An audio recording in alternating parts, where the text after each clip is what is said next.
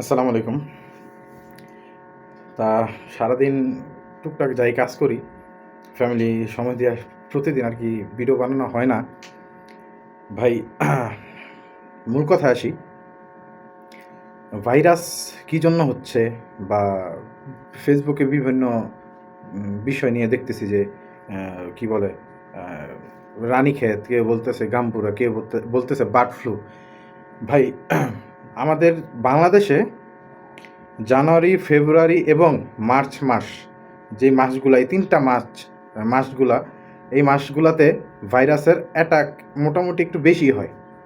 আপনারা একটু জরিপ করে দেখেন, হ্যাঁ? আর আমার আমার অভিজ্ঞ বলতে কি ভাই, ওই যে আমি কিন্তু একটা ওই ভিডিও দিছি যে ২২ বছর ধরে ওনার অভিজ্ঞতা এটা হচ্ছে ডলি আন্টির, ঠিক আছে? ডলি আন্টির খামার, বিশাল বড় খামার। তা আমি ওনার কাছে অনেক কিছু শিখতে গেছিলাম, তা ওনারা পাই নাই বিদায় আর কি। ওনার ওই জায়গায় যে কর্মরত যে ছেলেটা আছে, কাজ করে, ওনার থেকে অনেক কিছু শুনছি, জানছি। তা ভাই ভাইরাসটা আমার মনে হয় কপাল থাকলে হইবই স্বাভাবিক। আমার কপালে না থাকলে হইব না, আপনার কপালে না থাকলে হইব না। কিন্তু ভাইরাস আমরা নিজেরা নিয়ে আসি। ফেসবুকে আমার আশেপাশে এলাকার যারাই আছে, আমি একটা জিনিস দেখলাম যে এক বড় ভাইরে জিজ্ঞেস করছি, ভাই আপনার মুরগিগুলা কই? বলল না ভাই, ১৫ দিন আগে অবস্থা এমন খারাপ হয়েছে, মুরগি ২টা জব করতে পারছে, সব মারা গেছে। ভাই মূলত ভাইরাসটা আমরা কীভাবে আনি? বাজার থেকে।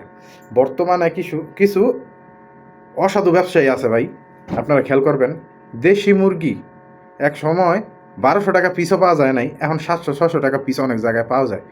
কি বলে, কি করে খামারিরা, কি করে যে মইরা যে মুরগিটা এর থেকে ভালো বিক্রি করে দিই, অসুস্থ হয়েছে।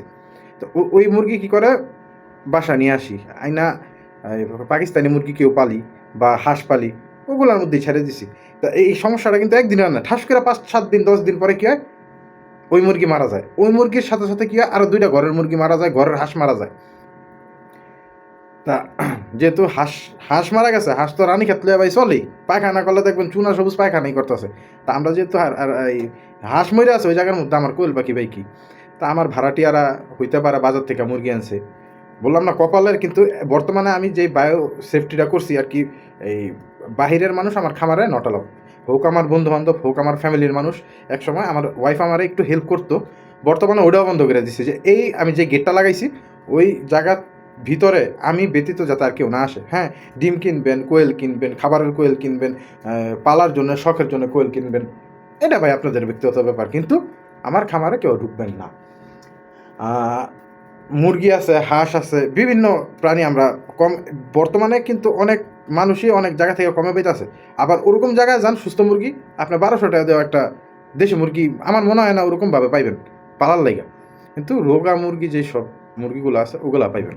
তারপর ভিডিও বড় বানাবো না। আরেকটা বিষয় বলি, আমি অনেক দিন আগে বলছিলাম যে আমি শখ কইরা কিছু মুরগি কালার কোয়েল আর কি, যে ছাই কালার কোয়েল যেগুলা, আর সাদা কোয়েল আমি শখ কইরা করছিলাম। তা ওগুলা তো মারাই গেছে, আমি শুধু ওগুলার বীজ ডিমে ফুটাইছি।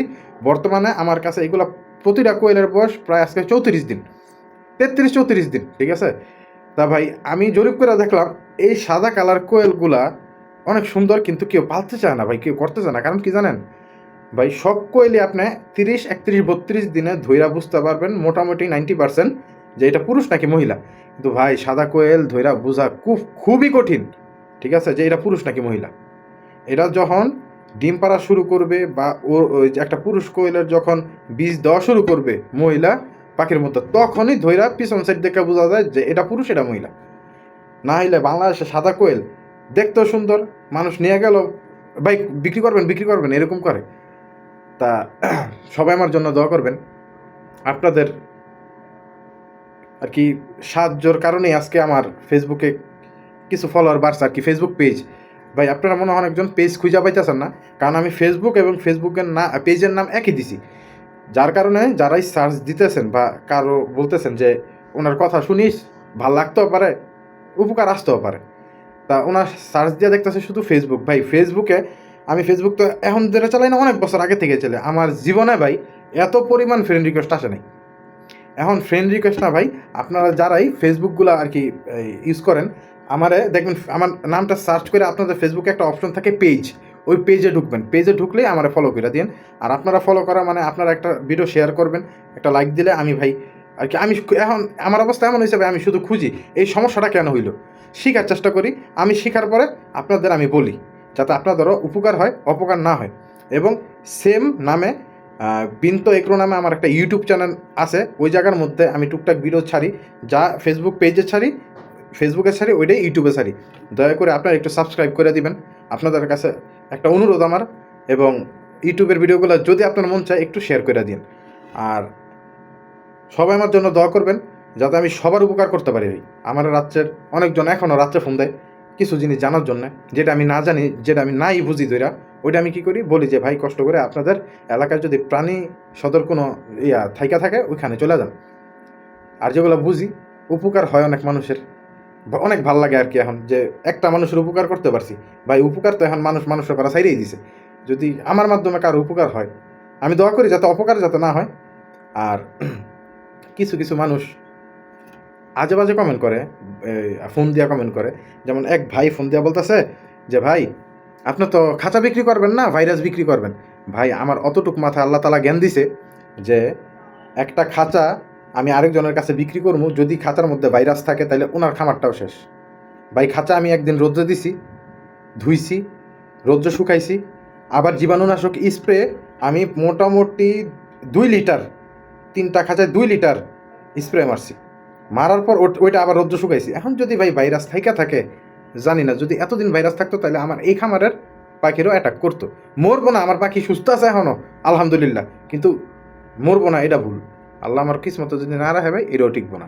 আমি চেষ্টা করতেছি, শিখার চেষ্টা করতেছি, জানার চেষ্টা করতেছি। আমি মূল কথা আমি কষ্ট করতেছি, ঠিক আছে। এক সময় এরকম হইতো ভাই যে ওর এই জিনিসটা আছে আমার যদি থাকতো, কিন্তু এরা না ভাই। বহুত মানুষের তো হাজার হাজার কোটি টাকা আছে, রাইতে ঘুমাইতে পারে না। আল্লাহর রহমতে আমি রাইতে ঘুমাইতে পারি। হ্যাঁ, এক বড় ভাই একটা কথা কইছিল আমারে, যে সচিন টেন্ডুলকারের পোলা সচিন টেন্ডুলকারের মতন 5% হইতে পারে নাই, ঠিক আছে।